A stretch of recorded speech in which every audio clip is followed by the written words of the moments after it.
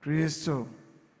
Ninayo heshima kubwa kuendelea kuwakaribisha sana katika utume wa neno la Mungu asubuhi ya leo, katika semina yetu ya ndani inayoendelea katika maandalizi yetu makubwa ya kufikia kwenye kilele chetu cha harambee tarehe 21 ya mwezi huu wa 9, Jumapili ijayo, na tuna mada kubwa hapa ya from how to who, from how to who.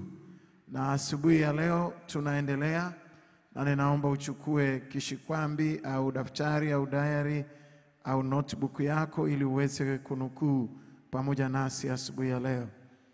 Na kichwa chetu asubuhi hii kinasema from how to who, from how to who, na tunaendelea mbele, tunaangalia how ya wapelelezi wa Israeli, how ya wapelelezi wa Israeli waliotumwa kuipeleleza Kanaani.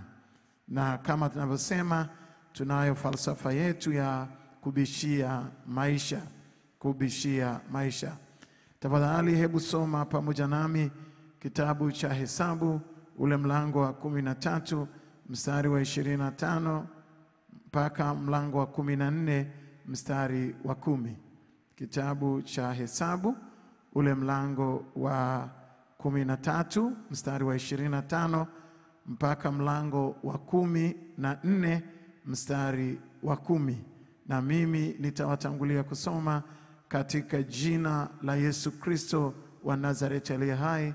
Kanisa la Mungu liseme amen kubwa. Na neno la Mungu linasema hivi: wakarejea baada ya kuipeleleza nchi mwisho wa siku 40. Wakaenda wakafika kwa Musa na kwa Haruni na kwa mkutano wote wa wana wa Israeli katika jangwa la Parani huko Kadesh, wakawaletea habari wao na mkutano wote, wakawaonyesha matunda ya nchi.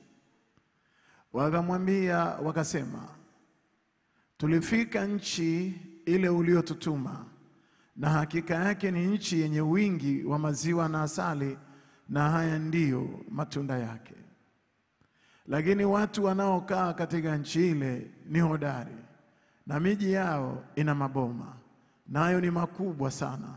Na pamoja na hayo tuliwaona wana wa Anaki huko. Amaleki anakaa katika nchi ya Negebu, na Mhiti na Myebusi na Mwamori wanakaa katika milima, na Mkanani anakaa karibu na bahari na kando ya ukingo wa Yordan. Kalebu akawatuliza watu mbema, na tupande mara tukaitamalaki, maana twaweza kushinda bila shaka. Bali wale watu waliopanda pamoja naye wakasema, hatuwezi kupanda tupigane na watu hawa, kwa maana wana nguvu kuliko sisi. Wakawaletea wana wa Israeli habari mbaya ya nchi watu wanaoikaa, na watu wote tuliowaona ndani yake ni watu warefu mno. Kisha huko tuliwaona Wanefili, wana wa Anaki waliotoka kwa hao Wanefili, tukajiona nafsi zetu kuwa kama mapanzi, na hivyo ndivyo walivyotuona sisi. Mkutano wote wakapaza sauti zao wakalia, watu wakatoka machozi usiku ule. Kisha wana wa Israeli wote wakamnungunikia Musa na Haruni. Mkutano wote wakawaambia, ingekuwa heri kama tungalikufa katika nchi ya Misri, au ingelikuwa heri kama tungalikufa katika jangwa hili. Mbona Bwana anatuleta mpaka nchi hii ili tuanguke kwa upanga? Wake zetu na watoto wetu watakuwa mateka. Je, si afadhali turudi Misri? Wakawaambiana, na tuweke mtu mmoja awe akida, turudi Misri. Ndipo Musa na Haruni wakaanguka kifudifudi mbele ya mkutano na kusanyiko la wana wa Israeli. Na Yoshua mwana wa Nuni na Kalebu mwana wa Yefune waliokuwa miongoni mwao walioipeleleza nchi wakararua nguo zao. Wakanena na mkutano wote wa wana wa Israeli wakasema, nchi ile tulioipita kati yake ili kuipeleleza, ni nchi njema mno ya ajabu.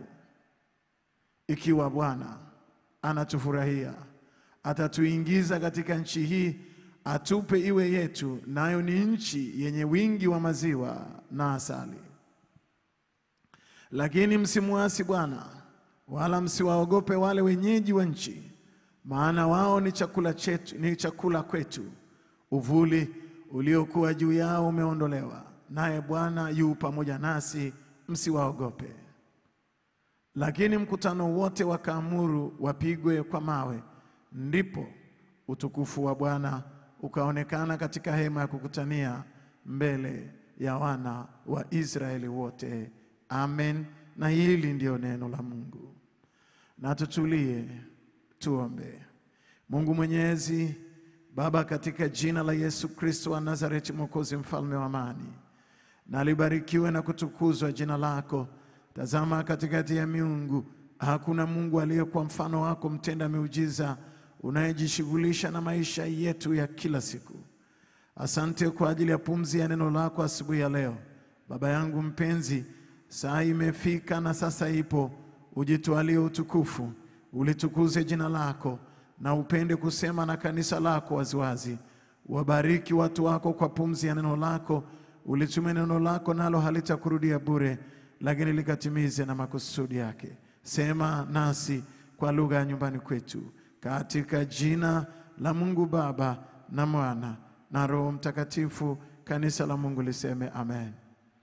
Wapendwa mabibi na mabwana, from how to who ndio mada ambayo tunatembea nayo, na ni miongoni mwa hoja za msingi kabisa asubuhi ya leo tunaendelea nazo kwa ajili ya baraka kubwa katika maisha ya kwetu.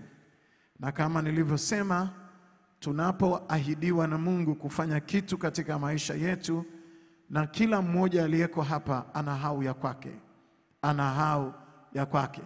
Inaweza ikawa hau ya kifamilia, inaweza ikawa hau ya mtu mmoja, inaweza ikawa hau ya individual, yani mtu mmoja binafsi, inaweza ikawa hau ya taasisi, na inaweza ikawa hau ya nchi, inaweza ikawa pia hau ya Afrika. Kama Biblia inasema, kabla ya siku ya mwisho, yani mwisho wa dunia au kiyama ya wafu, haitatokea kabla Afrika haijawa ya kwanza duniani. Mungu ameahidi kwa kinywa cha nabii Isaya, akasema Mungu ataifanya Afrika iwe ya kwanza kiuchumi na iwe baraka kati ya dunia, na Asia itakuwa ya pili. Asia itakuwa ya pili, lakini the first Africa. Sasa how Afrika itafikia hapa? Na tunazungumza from how to who, from bitter to better.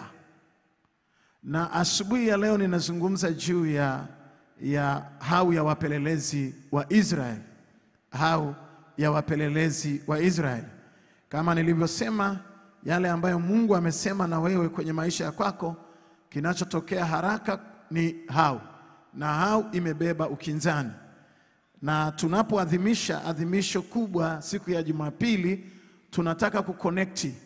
Tunapokuwa na mradi mkubwa kama huu wa ujenzi wa kituo chetu cha Maadili Hostel, jengo kubwa nalogharimu mabilioni ya shilingi, kimsingi mawazo ya kibinadamu yanaanza pale how. Na nilisema tena, kufundisha na kutembea na shule na darasa hili ni ili kukusaidia mtu mmoja ambaye Mungu amewahi kusema na wewe jambo kubwa. Hebu tusafiri pamoja. Imani yangu katika madhabahu hii tunasafiri from how to who. Na ule ushuhuda nitakuwa nikionyesha hivi, lakini saa inakuja kengele itapigwa ya kuzindua ili jengo hapo. Oh my God. Menisaidia kumpigia Bwana makofi mengi. Hallelujah. Na hii tunasafiri na watu wachache ambao wana positive thinking na wamehamua kuanza safari ya from how to who, kwenye individual project, kwenye family project na mambo mengi ambayo Mungu ameweka katika maisha yako. Sasa ni habari za Musa ambaye aliwatuma wapelelezi 12 kwenda kuipeleleza nchi ambayo ina sadaka ya Ibrahim, ina maagano, ina ahadi. Mungu alimwambia Ibrahim, uzao wako utakwenda utumwani miaka 400, lakini nitawatoa katika taifa lile litakalowaonea na kuwatesa, nami nitawarithisha nchi. Na ni siku nyingine Ibrahimu alijenga madhabahu katika mlima Moria, akamtoa sadaka mtoto wake wa pekee Isaka, akiwa na moyo wa dhati wa kutoa sadaka. Mungu akamwambia, nimeona moyo wako, kwa kuwa hukunizuilia mwanao wa pekee, nimeapa kwa nafsi yangu kukubariki, nitakubariki na nitaurithisha uzao wako nchi hii niliyokuapia, ambayo ni Moria, Mount Moria, mlima Moria, ambako Ibrahim alienda kutoa dhabihu na sadaka. Hapo ambako Ibrahimu alijenga madhabahu inayoitwa Yehova Yire katika mlima wa Bwana itapatikana. Na ndiko nchi hiyo ambayo wana wa Israeli wanaenda. Miaka 400 baadaye, miaka 450 baadaye, wanaenda wakiwa chini ya wingu la sadaka za Ibrahimu, lakini wakiwa wanauona utukufu wa Mungu live, kwa sababu usiku waliongozwa na nguzo ya moto na mchana waliongozwa na wingu kubwa iliyokuwa linawatangulia mbele yao, na walimuona Mungu kwa macho yao. Wametumwa wapelelezi, wameenda, wamerudi na negative mindset. Wamebishia maisha yaliyotengenezwa kwa dhabihu na sadaka, yaliyogharamiwa kwa agano la damu, yaliyogharamiwa kwa maombi ya Ibrahim. Wameenda wamekataa na kubishia maisha yaliyotengenezwa. Na mimi nataka nikuambie, kubishia maisha yaliyotengenezwa, kubishia maisha yaliyowekwa tayari kwa ajili yako. Na hao ya wapelelezi wa Israeli, hawa ndio ambao kwa kweli wanaweza ukaona watu ambao wamebishia maisha katika safari yao. Wakasema hatuwezi kwenda katika nchi hii, kuna Wanehifili na Majitu, nchi hii na wala wenyeji wake, sisi hatuwezi kwenda. Wakarudi wakiwa wamnavuruga watu. Walienda watu 12, wakarudi watu 2 tu ndio wana positive mindset, na wale 12 wamebishia maisha, au wengine wamekubali.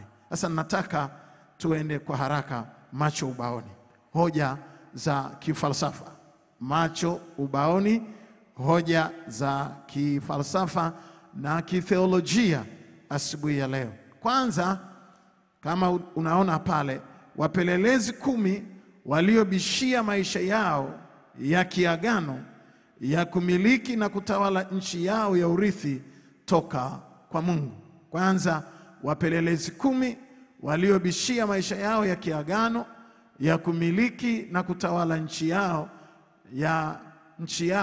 ya urithi toka kwa Mungu, maisha yaliyoandaliwa kwa ajili yao, na wakayabishia au wakayakataa. Na hapa tutaangalia hiyo falsafa, ni namna gani hawa wapelelezi 10 ambao walibishia maisha yao ya kurithi nchi ya kiagano inavyoweza kureflect na reflections na maisha yetu ya leo, na jinsi ambavyo pia kuna watu ambao kwa namna moja au nyingine wamebishia maisha yaliyoandaliwa kwa ajili yao. Hoja hii nazungumza hivi: hapa duniani kuna watu ambao wanabishia maisha yao ya kiagano na kuchagua maisha mbadala. Na hapa duniani kuna watu wanaobishia maisha yao ya kiagano na kuchagua maisha mbadala. Kubishia maisha ni kuishi maisha mbadala. Kubishia maisha ni kuishi maisha mbadala. Na kuna watu wengi ambao wanaishi maisha mbadala kwa sababu ya kubishia maisha. Nitasema mambo machache. Katika mazingira ya kawaida, Kuna watu ambao wana maisha, lakini wanafika mahali wanayabishia maisha. Kuna binti mmoja, na hili ukitaka kujifunza vizuri ni lazima ujaribu kureflect, kwa sababu mifano hii iko mingi mno kwenye jamii. Fikiri juu ya watoto wanaobishia maisha ya elimu.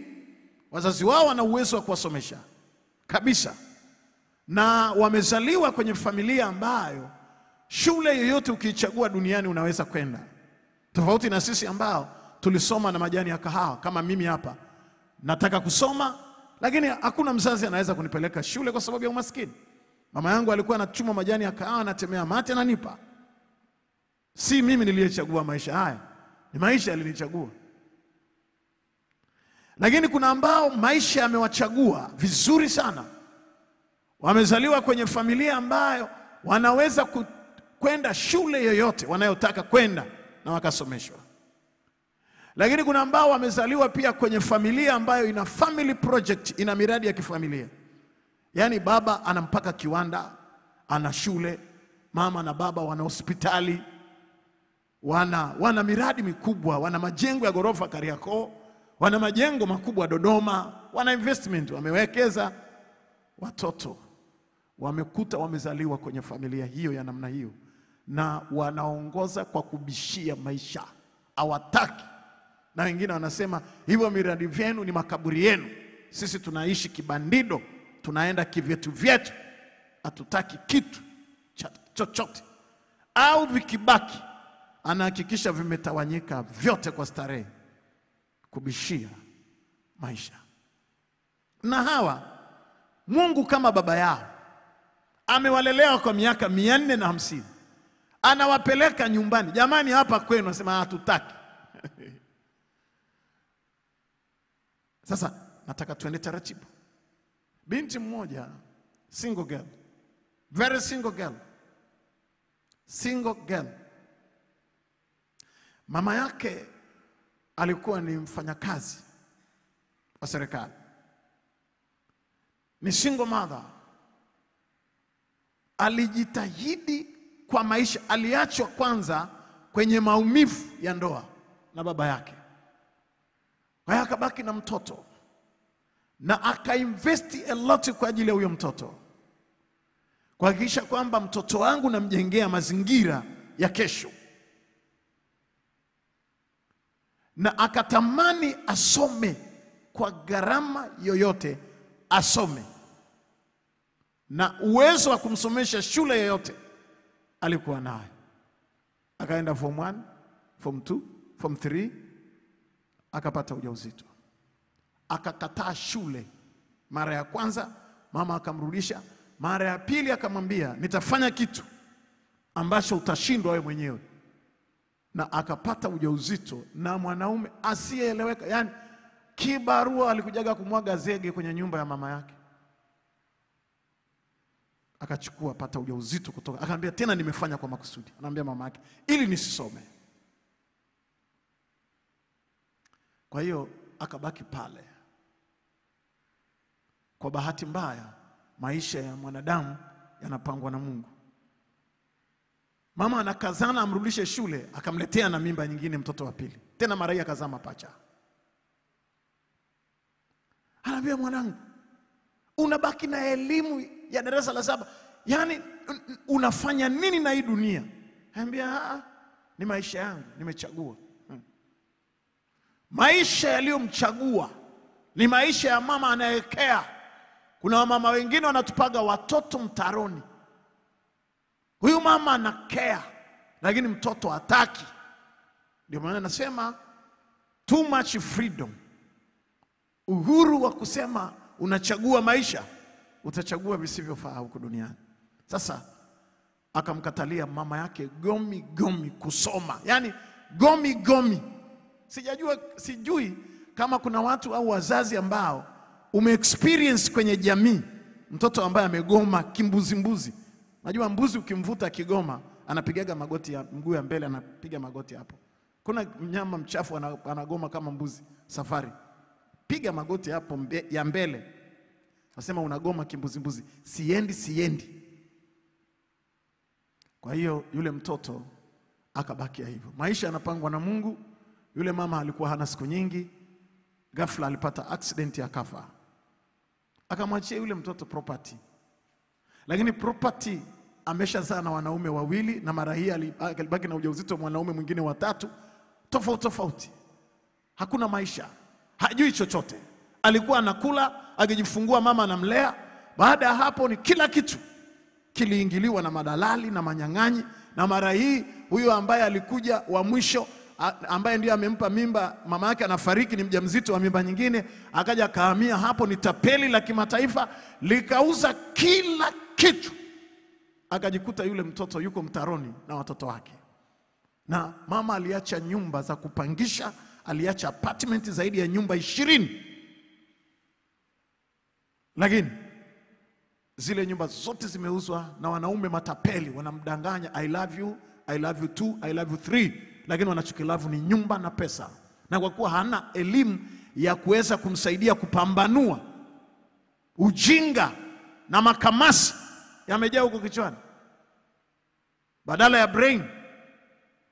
Kilichotokea, nyumba zote zilitapeliwa, vitu vyote na mali ya mama yake, a single mother aliyekusanya kwa shida, kila kitu kimeisha. Na akajikuta yuko mtaroni. Ananiambia, mchungaji, haya ndio maisha yangu. Naishi mtaroni, sina mahali pa kukaa, naishi kwa tabu, lakini mama yangu alipenda sana nisome. Sasa ninataka kwenda kusoma. Nikamwambia asante. Asante sana, marahaba. Nikizungumzia kubishia maisha, nataka uelewe sawa sawa. Mimi ni miongoni mwa wazazi ambao nimesomesha. Nimezaa na kusomesha zaidi ya watoto 200. Kuna ambao haya maisha ya mimi kuwachagua kuwapeleka shule, au Mungu kuwachagua kuwapeleka shule, wengine wakiwa yatima, si wao walionichagua mimi, si wao waliochagua hata kidogo. Ni neema tu ya Mungu kabisa. Hata Yesu alisema kulikuwa kuna wafu wengi wakati wa Yesu, lakini aliyefufuliwa ni Lazaro. Walikufa wafu wengi tu. Si wewe unayechagua maisha, lakini ni maisha yanayokuchagua wewe. Lakini ukichagua maisha yako, hayawi maisha. Sasa nimepeleka watoto shule 200 plus, zaidi ya watoto 200. Kuna ambao wameenda vizuri, ni mainjinia saizi, ni madaktari, ni mapilot wa ndege, namshukuru Mungu. Lakini kuna viumbe walinibishia kuanzia, yani ni yatima, anaona makaburi ya baba yake na mama yake pale. Unapiga, unamaliza, unabeba, unapeleka kaburini. Mama yake anafikiri labda amesahau. Ambia, angalia hii kaburi hapa. Hapa pameandikwa nani? Baba. Huyu hapa nani? Mama. Hivyo unanitesa namna hiyo, una kichaa gani? Nakwambia hawakwenda wengine. Yani hicho ndicho kilichonisikitisha kwenye moyo wangu. Nikapita kwenye barabara moja, nikakutana na gari imeandikwa yatima hadeki. Nikajiuliza, huyu mtu alisema yatima hadeki, mbona mimi kuna ngoma zimenidekea na ni yatima? Nina kesi 2 za yatima kabisa. They know kwamba sina baba, sina mama. Mimi ni mkali na kipigo bakora za kutosha. Lakini ukikutana na ngoma iliyogomea maisha yake, uipeleke mahali.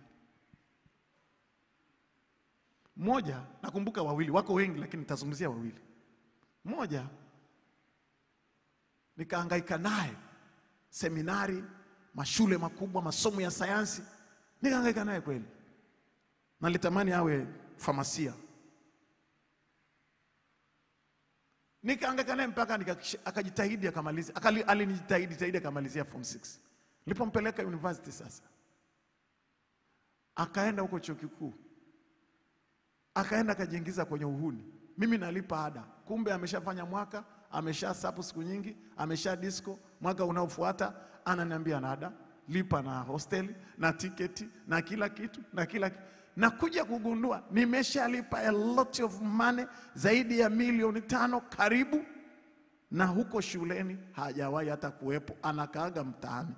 Huyo ni yatima, amegomea maisha. Nikamuuliza, hivi mimi unajua kama ni watu wananipa vocha kwenye simu yangu, wananipa sadaka, sina biashara na kupeleka shule, umekataa? Ananiambia mimi sijui ni kitu gani. Yaani wewe unaweza kufikiria ni mapepo. Sasa huyo ni mimi, naomba kila siku na namsomesha kwa sadaka, na amenigomea maisha. Sasa nikahangaika naye, akatubu. Kaniambia, baba nisamehe dadi, nitarudi tena shule. Na mimi najiuliza, nampeleka wapi? Kwenye kaburi la mama yake na baba? Nikamwache wapi? Nimpeleke Kinondoni makaburi ya Mwembejini au nimpeleke wapi? Nikahangaika naye, nikamrudisha, nikambalishia chuo, nikampeleka chuo kingine, nikahangaika naye ili asogee. Ninavyozungumza hapa hakuwahi kupata cheti. Na si kwamba ni kitu kingine, basi tu amejiingiza kwenye ukorofi na vitu vya namna hiyo. Na leo anaishi maisha mbadala ya tabu. Mwingine nikampeleka chuo vizuri. Alipofika chuo, mimi ninaendelea, nalipa ada, nahangaika, na nina watoto wengi, huyu ana hiki, huyu ana hiki. Amemaliza chuo, amerudi. Akarudi na mke na mjukuu. Yaani kule ile ada yangu kule ameoa. Yatima huyo. Kule ameoa, ameshazalisha binti. Huyo binti alikuwa mwanafunzi mwenzie, na yule muda ule wa mimba miezi 9 wameficha wazazi, hakuna mzazi wa binti ajui. Kwa hiyo wamekaa ndani, wamepangisha room huko mtaani, ni mke. Sasa alipomaliza degree ananidanganya, ananiambia, "Father, naona sasa nataka naomba unisaidie nifanye masters." Nikamwambia, kwa nani uliosoma wewe, faculty ambayo umesoma na degree yako ni degree ya kufanya kazi, sio ya kuunganisha na masters. Unataka masters ili nini? Kumbe anataka masters ili aendelee kukasia hela za bure za ada zinakuja, father analipa. Watu waliogomea maisha. Sasa siku nikamwambia urudi nyumbani. Aliporudi ananijia na mke na mjukuu, na yule wa binti yeye hajapata cheti. Yeye hakusoma, hakufanya nini. Siku ya graduation huyu mvulana kapiga picha na Joho, kamaliza kamvalisha mke wake. Akapiga picha ikatumwa nyumbani kwa wazazi kijijini kwamba tumegraduate. Hizo ni ngoma zimegomea maisha zote mbili. Sasa anakuja na bahati nzuri wakati mwingine huko anajitambulisha ni mtoto wa mchungaji Kimaru. Na yule binti naye anaona title kubwa hiyo, naenda mahali pa maana. Alipokuja nikamwambia, twende nikupeleke makaburini ukamuone baba mko na mama mko mahali kwa lolala na ujue ulivyotapeliwa. Baadaye namwambia ni nini? Ananiambia, tulikuta tu tumeanza mahusiano basi, yani unajua upweke. Upweke, mimi naamka saa 10 za usiku niko barabarani. Wewe una upweke wa degree? Nikamwambia, mama yako ajui. Nikamwambia, yuko wapi? Mama anafanya biashara Kiboriloni non stop halali. Nikamwambia, mama nakuja Moshi tukutane. Nikaenda nikamkuta kwenye kijiwe chake. Nikamwambia, mama una mjukuu? Na mjukuu mwenyewe mama yake hana degree. Wamegoma. Kilio sikulia, kuchoka sio kuchoka. Nikamwambia, na mtoto mwenyewe huyo mvulana huyo hapo. Ukiniambia wako wapi saizi? Hawana maisha ya tabu. Kugoma, kubishia maisha. Mabibi na mabwana, si hivyo tu. Kuna watu ambao wamezaliwa kwenye family project kubwa, na ndio shida nayopata kwenye ofisi yangu ya kichungaji. Mtoto amezaliwa kwenye family project, wanamiliki sheli, wana supermarket, wana hiki, na mama au baba anataka mtoto wake avalue vile vitu na kuvijua, hawatakagi wengine. Anakuambia, mimi hatutaki kunyanyasika. Hata kwenye nyumba hata maua hapo wapalili hawataki, haiwahusu. Nyumba yenu hii nakuja kujenga ya kwangu. Ukiangalia huyu anayejenga ya kwake hata kufua nguo yake haelewi. Huyo anakutishia anakuja kujenga. Ukimwangalia namna ambavyo hata anaweza kuja kujenga, ukiangalia huoni kama unashindwa kuotesha ua hapo nje, unakuja kujenga nyumba ipi? Kwa hiyo kuna watu ambao wamebishia maisha completely. Wengine walichaguliwa, wamezaliwa kwenye nyumba zina fences, zina umeme, zina walinzi. Ni maisha yamewachagua. Lakini wanatoka huko wanaenda kuvuta bangi na unakuta wako mtaroni. Wamechagua maisha ya bangi na madawa ya kulevya na uchangudoa. Nauliza swali. Hivi maisha unaishi ni maisha yaliyokuchagua au ni wewe umechagua maisha? Kwenye maeneo ya kijiografia ambako ni English, sio ningesema ni English life au ni uzunguni wenyewe wanavyoita, maeneo ambayo ni prime area. Ukienda kule kwenye maeneo ya prime area ambayo ni majumba ya mageji, ndiko kuna kuongoza na watoto wanaovuta bangi na madawa ya kulevya, kuliko wale ambao tunaishi sisi huku Kijichonyama, kwa Alimaua, Tandale, kwa Baba Zakaria. Tunajua maisha yetu ya kukosa na kupata. Hatuna hata shule nzuri, hatuhitaji hiyo shule nzuri sisi wa Kijichonyama hapa kwa Alimaua na Mtogole na Tandale. Tunaenda kwa winga, naenda kwa mguu. Lakini kuna watu ambao school bus, school bus barabarani hapo getini. Lakini hiyo mitaa ndiko kuna biashara za bangi na madawa ya kulevya, na watoto wanaohitaji kupelekwa sober house wameabishia maisha. Wapendwa mabibi na mabwana, namalizia hoja ya pili na tatu kwa haraka. Hoja ya pili inasema hau ya wapelelezi 10 na huu ya wapelelezi 2. Takwimu za kibiblia zinaonyesha kila watu 12 katika jamii, watu 10 ni waathirika wa hau, yani namna gani, na 2 ni watu wa huu, yani nani? Jiulize swali, wewe upo kwenye kundi lipi? Jiulize swali, wewe upo kwenye kundi lipi? Nitarudia tena, naomba urudie tena, imeenda kwa haraka kidogo. Hoja ya pili ni hau ya wapelelezi 10 na huu ya wapelelezi 2 ambao walienda kuipeleleza Kanaani. Takwimu za kibiblia zinaonyesha kila watu 12 katika jamii, watu 10 ni waathirika wa hau, yani namna gani, na 2 ni watu wa huu, yani nani? Jiulize swali, wewe upo katika kundi lipi? Hapa nataka kuzungumza hivi. Walienda watu 12, wa 10 walikuwa ni waathirika wa hau. Ukishaathiriwa na hau, inastopisha career yako, ukuaji wako wa kiroho, ukuaji wa kiuchumi, ukuaji wa kiakili, ukuaji katika mradi na uwekezaji, unagomea pale. Lakini mambo ya msingi hapa ni kuangalia kwanza, hau inaua na inafisha. Hau inaua na kufisha uwezo mkubwa ulionao. Ukikaa kwenye maisha ya hau, kama hauondoki from how to who, ukabakia pale, unajiuliza nitafanyaje? Unajiuliza haitakaiwezekane. Na hawa watu walipoenda, wanaiona Kanaani, maisha walioandaliwa na Mungu, kama ambavyo kuna maisha ambayo wazazi wameandalia watoto wao. Na unajua Mungu anapokupa dream, amekuandalia, kwa sababu anasema I know the plan which I have for you. Kama Mungu amekupa wazo la kuanzisha hospitali, alishawekeza. Jana mtu mmoja amefika ofisini kwangu na alikuwa amebeba maono makubwa sana. Yeye alizaliwa akiwa njiti na alikuwa amebeba maono ya Mungu akambebesha maono ya kujenga kituo cha kwanza kikubwa katika bara la Afrika cha kuhudumia watoto njiti, cha kwanza pia Tanzania.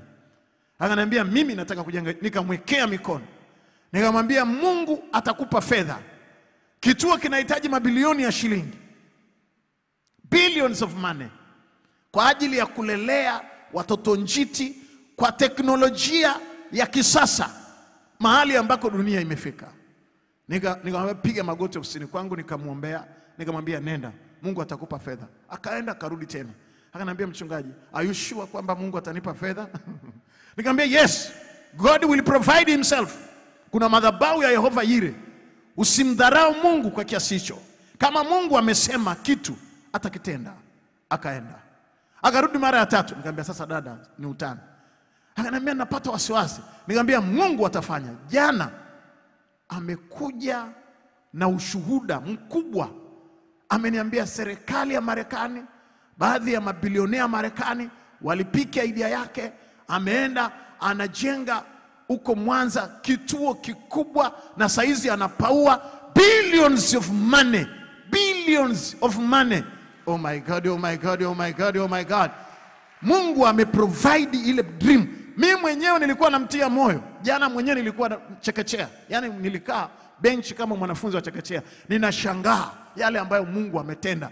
Ananieleza ilikuwa. Nikamwambia, ulipataje hizo connection? Ananiambia, ilikuwa hivi tu, mdogo wangu anikamueleza, kumbe ana rafiki yake. Yaani ikawa connection ya ajabu ajabu, lakini likatokea jambo kubwa. Na jana amefika hapa, akaniambia, mchungaji, nataka tumshukuru Mungu kwa pamoja, na ikiwezekana mwezi wa 11 mwaka huu kituo kile kitafunguliwa. Oh my God, oh my God. Ngempigia Jehova na makofi mengi ya shangwe. Haleluya. Kwa hiyo watu wengi wanafia kwenye hau. Watu wengi wanafia kwenye hau. Na wanaua uwezo mkubwa ulio nao. Uwezo mkubwa. Yaani yule dada, na akaniaga, nikamuombea. This week anasafiri kwenda Marekani, anaenda kukutana na Bill Gates. Ananiambia, nimeitwa kwenye shirika la Bill Gates, na nikitoka huko pia nategemea kukutana na Hillary. Lakini ni hiyo idea ya kukutana na Hillary Clinton. Ananiambia, hiyo idea ya madhabahu hii ndio inanipeleka, na tayari nina appointment, na wamenilipia na 5-star hotel na ticket. Oh my God, oh my God, oh my God, oh my God. Nataka niseme nini? Nataka niseme mawazo mengi yanafiaga kwenye hau. Lazima upate mtu anayeweza kukutia moyo.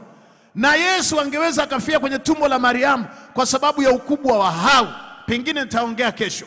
Lakini ililazimika patikane Elizabeth ambaye alimwambia Mariamu, usiogope, hiyo mimba imetoka kwa Bwana, na mimi nimeona, na mimi ungempigia Bwana makofi mengi. Haleluya. Jiulize upo kwenye kundi lipi. Lakini nataka kujua ya kwamba hau inaua pia hatima. Hau inaua hatima. Hau ni destiny killer. Destiny killer. Destiny killer. Hau inaua hatima.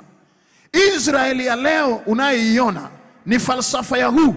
Yaani ni miongoni mwa watu ambao waliamini ya kwamba Mungu yupo, na yupo Mungu aliyekuumba, na kwa sababu hiyo yeye anasema, mimi niko ambaye niko. Hoja ya 3 na ya mwisho, kwa sababu ya muda wangu. Hoja ya 3 na ya mwisho. Ni uwezo gani wa kumiliki na kutawala uliokufa na kuuawa na hau maishani mwako? Ni uwezo gani wa kumiliki na kutawala uliokufa na kuuawa na hau maishani mwako?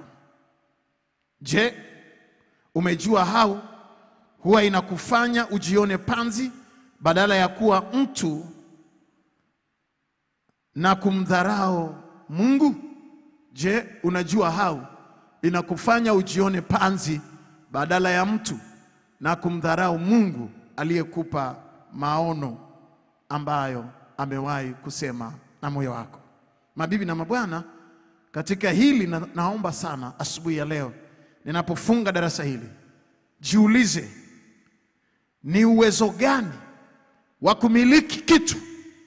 Hata kama ni wa kumiliki kiwanja, hata kama ni wa kumiliki ekari moja ya shamba, hata kumiliki mashamba ya parachichi Iringa, hata ya kumiliki bodaboda, hata ya kumiliki saluni, hata ya kumiliki hata mawazo ya kihuduma, hata mawazo ya uongozi. Hivi uwezo gani wa kumiliki kitu fulani na kutawala kitu fulani kwenye maisha ya kwako ambao umewahi kuuawa na hao? Nitakuomba uorodheshe. Nitakuomba uorodheshe. You know yourself kwamba ningeshafanyaga kitu fulani, lakini hao ili nizuia ikaua destiny yangu. Hao ili nizuia nikashindwa kufikia mahali. Lakini pia hao ipi iliyokusababisha ujione panzi, yani ujione haufai. Na kuna wengine kabisa wanasema heri ninyi mie mwenzenu fungu la kukosa. Yani ujue huyo amepigwa na hau vibaya mno na anajiona fungu la kukosa. Bora wewe mwenzako, dada yako anakaa Ulaya, bora wewe mwenzio ulisoma sijui, bora wewe mwenzako wa kabila gani, bora wewe mwenzio, lakini mie fungu la kukosa. Unajiona kabisa ni fungu la kukosa. Unamdharau Mungu. Mungu akikupa dream, akikupa vision, na ukaanza kuona mashaka kwa sababu ya hela. Niliwaambia, na hata jana nilipokuwa naongea na huyu dada, nikagundua wazi kumbe dunia ina fedha nyingi sana, lakini dunia inahitaji mawazo sahihi, mawazo ya dhahabu. Na niliwaambia siku zote ya kwamba huyu dada ameambiwa anaitwa Marekani, anakwenda kukutana na watu wengi wakubwa, alikuwa na appointment na mapresident hapa Afrika. Namwambia, ananiambia, mchungaji, nimegundua ya kwamba hakuna shida duniani ya hela. Kuna watu wana hela na mashirika na mataasisi na mabenki wanatamani kujua wafanyie nini, lakini problem ni thinking, na tunajihurumia. Hatutaki kuburn our brain. You must burn your brain. No way. Acha ufikiri. Watu wengi hawana nafasi ya kufikiri. Wanataka vitu vya bure bure, wanataka kukopi na kupesti, wanataka hivyo. Sasa watoto wanaozaliwa njiti ni wengi mno, wengi mno. Na akaniambia, mchungaji, uzao mkubwa, kwa nini nimeenda kujenga hichi kituo huko Usukumani? Kwa sababu pia ndugu zetu wale Mungu amewajalia uzao, wanazaa vizuri kama Waisraeli. Kwa hiyo nimeona nipeleke hapo kwanza katika jiografia ya Tanzania. Population iko hapa. Akapeleka kile kituo pale, ambacho kitakuwa mtoto atakayekuwa kwenye kile kituo ni kama aliyezaliwa New York, ni kama aliyezaliwa Washington DC. Kwa mashini, kwa kila kitu. Ni mawazo ya mtu wa Morning Glory hapa. Mimi sijai kuzaa mapooza. Kama ukigeuka mapooza, tafuta baba yako. Ngileke, ungiseye, uniache. Huwezi kuwa hapa useme mimi baba yangu ni mchungaji Kimaro, halafu unazaa vimapooza vyako. Uniache, usiniharibie mbegu. Hebu punga mkono. Yani usiniharibie. Sijawahi, sitakaa, haitokei kuzaa mapooza. Naamka saa 9.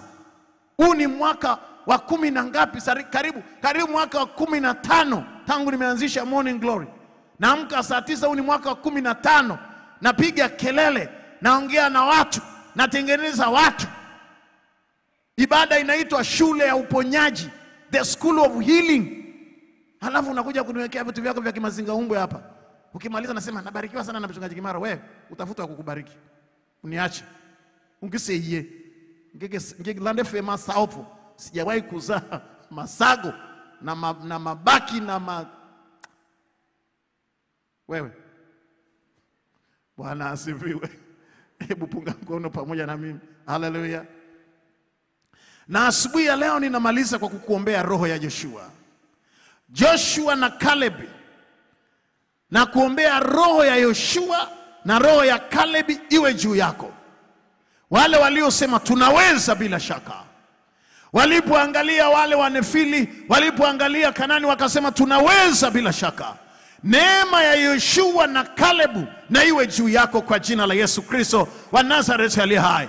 Na mimi ninamaliza kwa kusema unaweza bila shaka. Wako wapi watu wachache hapa ambao wanasema ninaweza bila shaka? Juu ya project hii unaweza bila shaka. Juu ya kufika mahali ambako Mungu amekusudia ufike unaweza bila shaka. Wako wapi watu wachache wanaosema ninaweza bila shaka? Hebu nisaidie kuatikisa watu 2 watatu. Waambie unaweza bila shaka. Juu ya kufika mahali ambako unategemea kufika unaweza bila shaka. Kwenye kazi ya mikono yako unaweza bila shaka. Kutimiza hiyo ndoto unaweza bila shaka. Kujenga hilo jengo unaweza bila shaka. Wako wapi watu wachache wanaosema amina? Hebu punga mkono wako, sema ninaweza bila shaka. Ninakutakia roho ya Joshua na Caleb. Ikiwa Israeli leo ipo, ni watu 2 waliosimama. Ninakuombea miongoni mwa watu 2 wenye positive mindset, ukawe wewe asubuhi ya leo. Washindi waseme amina. Pigie Jehova na makofi ya shangwe na vigelegele. Piga Yesu asikie. Haleluya! Nasema unaweza bila shaka. Juu ya kupandisha mtaji wako wa biashara, unaweza bila shaka. Juu ya kuwekeza, unaweza bila shaka. Kwenye kusoma na kuhitimisha masomo yako, unaweza bila shaka. Kukuza hawa watoto wawe watu, mama, unaweza bila shaka. Kutembea ukafikia malengo yako, unaweza bila shaka. Kutimiza hii ndoto na haya maono, unaweza bila shaka. Pigie Jehova na vigelegele vya shangwe.